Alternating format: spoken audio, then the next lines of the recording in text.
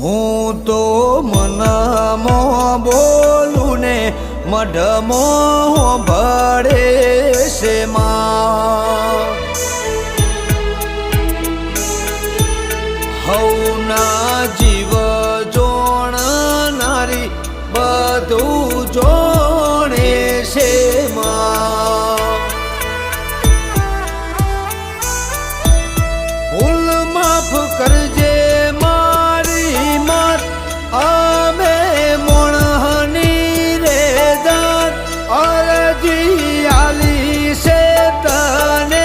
હવે તારી મરજીની વાત હવે તારી મરજીની વાત